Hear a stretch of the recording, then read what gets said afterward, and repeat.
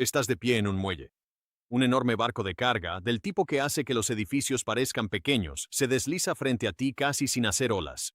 Mientras tanto, una pequeña lancha rápida cercana ruge, salta y lanza una pared de agua blanca en todas direcciones. Y tu cerebro hace lo que hace el cerebro de cualquier ser humano. Mira ese barco enorme y piensa, esa cosa debe ir a paso de tortuga.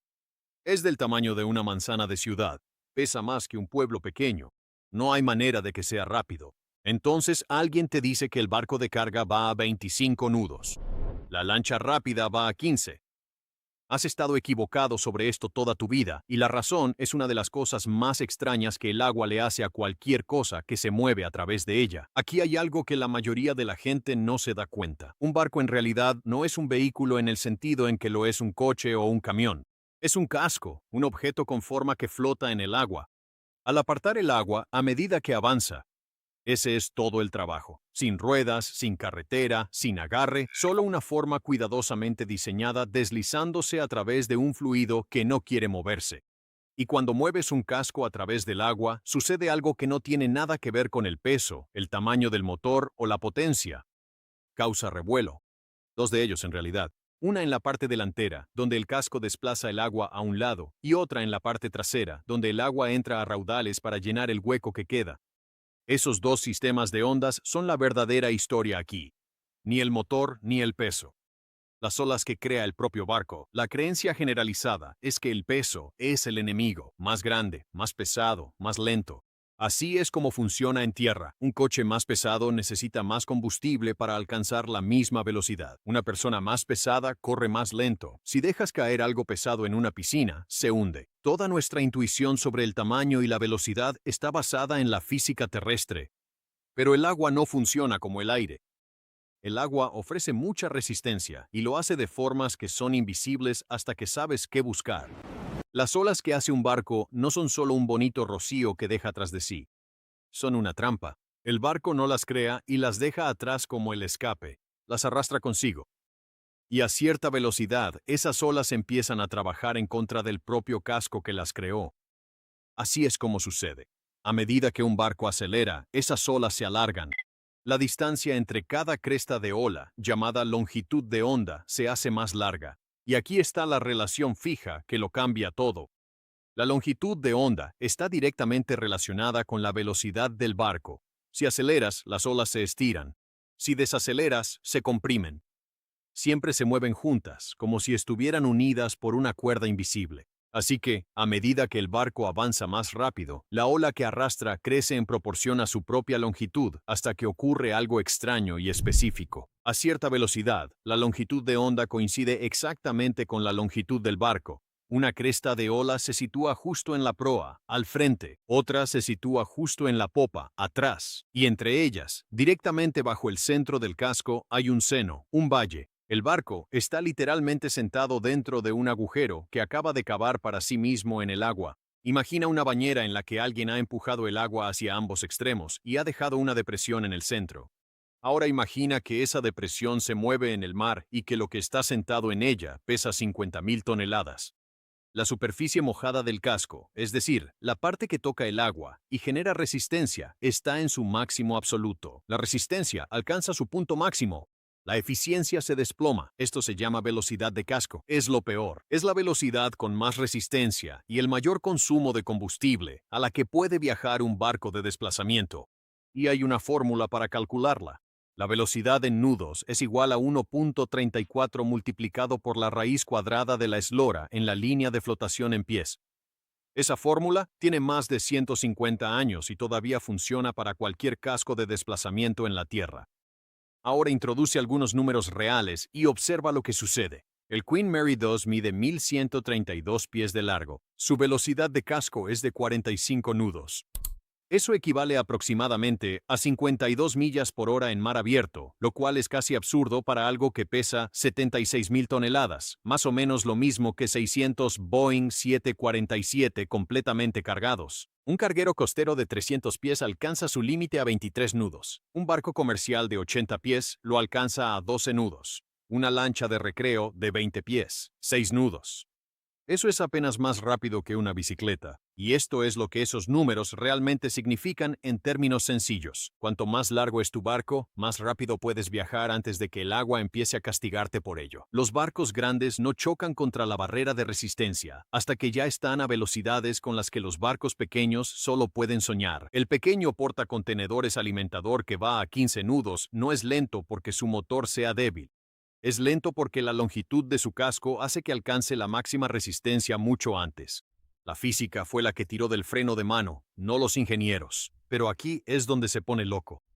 En realidad, hay una velocidad que es incluso peor que la velocidad de casco, y todo propietario de una lancha la ha sentido sin saber cómo se llamaba. Antes de que una lancha alcance la velocidad total de planeo, antes de que se eleve sobre la superficie del agua, tiene que atravesar algo llamado velocidad de joroba. A la velocidad de joroba, la longitud de onda es 1,5 veces la longitud de la propia embarcación. La popa se hunde físicamente más en el agua y la proa se inclina hacia el cielo. El motor ruge. El indicador de combustible baja como si alguien hubiera dejado un grifo abierto y la lancha apenas acelera. Se siente exactamente como intentar correr cuesta arriba en arena mojada. Todo esfuerzo, casi ninguna recompensa. La estela detrás de la lancha en ese momento es enorme, un muro turbulento de agua blanca, porque los sistemas de olas se combinan y se amplifican entre sí en lugar de anularse. Cada lancha rápida que hayas visto alguna vez con la proa levantada y rugiendo sin avanzar rápido, estaba atascada justo ahí, en la cresta, quemando el máximo de combustible para atravesar una pared creada por sí misma. Los buques de carga y los petroleros ni siquiera tienen la opción de intentarlo. Son cascos de desplazamiento. Se asientan en el agua y permanecen ahí. Siempre. No tienen la potencia de motor para superar la cresta y deslizarse por la superficie. Solo los cascos diseñados específicamente para ello, lanchas rápidas, pequeñas embarcaciones rígidas inflables, embarcaciones de carreras, pueden hacer esa transición, pero una vez que un casco planeador atraviesa la cresta, todo cambia. La embarcación se eleva y la resistencia cae drásticamente. La física de las olas que hace un momento la frenaba se vuelve casi irrelevante. Es como la diferencia entre empujar una roca cuesta arriba y hacerla rodar cuesta abajo. Los ingenieros navales del siglo XIX fueron los primeros en mapear todo esto, no en un laboratorio silencioso con instrumentos limpios, sino observando barcos reales competir y fracasar en aguas abiertas, y luego haciendo los cálculos de las olas a mano, con papel y compás. Lo que descubrieron fue realmente incómodo para los planificadores militares de la época. Un buque de guerra que superaba su velocidad de casco no solo se ralentizaba, sino que empezaba a arrastrar lo que los ingenieros describían como una montaña de agua en movimiento detrás de él. La resistencia no aumentaba de forma gradual. Se disparaba, y ningún motor de vapor de la época podía superarla de manera constante. Por lo tanto, las estrategias completas de batalla naval se reorganizaron en torno a este único hecho físico. No intentes superar la velocidad de casco, porque el carbón consumido en el intento podría dejar a un buque de guerra varado en medio del océano, a cientos de millas del puerto. Las flotas no estaban limitadas por las armas ni por la tripulación, estaban limitadas por la física de las olas, que ninguna cantidad de hierro o dinero podía superar. Ahora, aquí está la parte que todos pasan por alto, y es la pieza que une todo esto. Los dos sistemas de olas, de proa y de popa, no existen simplemente de forma independiente, interfieren entre sí, de la misma manera en que las ondas en un estanque interactúan cuando dos piedras caen cerca una de la otra. A ciertas velocidades, se alinean perfectamente, valle con valle, cresta con cresta, y se amplifican en una enorme ola combinada. Los practicantes de wakeboard usan esto deliberadamente. Encuentra la velocidad específica en la que la longitud de onda de tu barco es 2/3 de su eslora y generarás la estela más grande y limpia posible detrás de ti, una rampa de ola natural que no cuesta nada extra, salvo conocer ese número. Pero a la velocidad de casco, esos mismos dos sistemas se cancelan parcialmente y la superficie detrás de un enorme barco de carga parece casi de cristal. No porque el barco se mueva suavemente, sino porque las matemáticas de las olas se equilibraron justo a esa velocidad exacta. El agua tranquila detrás de un barco portacontenedores no es pacífica, es una coincidencia de la física. Ya has visto cada una de estas partes antes, sin saber lo que estabas mirando.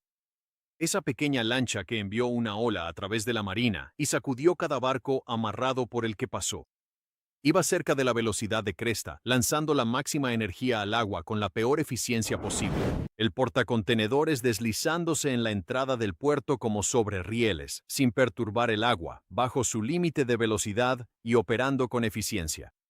El ferry de pasajeros que cruzó la bahía en lo que pareció nada de tiempo para algo tan grande. Su casco fue diseñado con líneas largas, finas y afiladas específicamente para empujar el agua suavemente y evitar alcanzar el pico de la curva de resistencia demasiado pronto. El velero que se negaba a superar los 7 nudos, sin importar cuánta brisa llenara sus velas, atascado en su límite de desplazamiento, como si ninguna cantidad de superficie bélica pudiera superar la física. La moto de agua que dejaba una línea blanca finísima sobre el agua plana, mientras apenas perturbaba la superficie a su alrededor. Casco planeador, resistencia por ola reducida casi a nada. El remolcador de puerto esforzándose al máximo para mover una barcaza cargada, arrojando una enorme pared blanca de agua detrás de sí, funcionando justo en el límite de eficiencia, luchando tanto contra sí mismo como contra la carga. La lancha patrullera que parecía ir sobre el agua, en vez de dentro de ella, a alta velocidad, completamente en planeo, con el casco apenas tocando la superficie. El viejo barco pesquero de madera que no iba más rápido, sin importar las mejoras en el motor.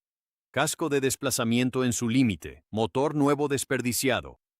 Cada estela que has visto desde un muelle, la orilla o la parte trasera de otro barco es un recibo impreso por el agua. Te muestra exactamente cuán duro estaba trabajando ese casco y exactamente en qué parte de la curva de resistencia estaba operando. Ahora viene la parte honesta, porque aquí hay una advertencia real. Los barcos grandes no son mágicamente rápidos. Simplemente alcanzan su límite a una velocidad mayor que los pequeños.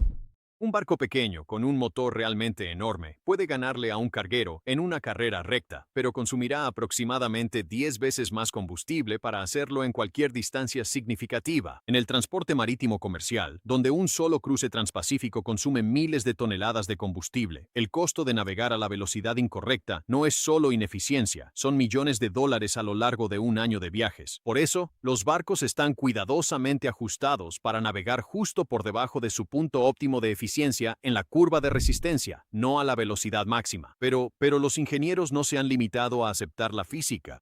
Han encontrado formas de engañarla. La primera es la proa bulbosa, esa extraña protuberancia en forma de torpedo que puedes ver asomando por debajo de la línea de flotación en la parte delantera de casi todos los grandes buques de carga. Parece un defecto de diseño, es un truco físico. La protuberancia genera una segunda ola de proa que cancela la primera, reduciendo la resistencia. Esto ahorra hasta un 15% de combustible. En un barco que consume 150 toneladas diarias, es significativo.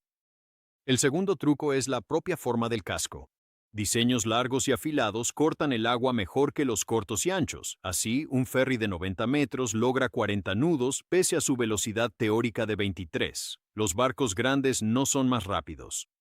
El agua simplemente castiga antes a los pequeños. Esos gigantes tranquilos, apenas ondulando, que ves desde el muelle, están ejecutando una ecuación física que tomó 2 siglos y muchos barcos hundidos para comprenderse completamente. La lancha rápida quema su tanque de combustible tratando de mantenerse al ritmo, luchando contra sus propias olas todo el camino. Hablando de cosas que esconden más ingeniería de lo que aparentan, en el próximo episodio, ¿por qué los puentes más largos del mundo tienen que construirse con una curva, incluso cuando cruzan aguas perfectamente planas?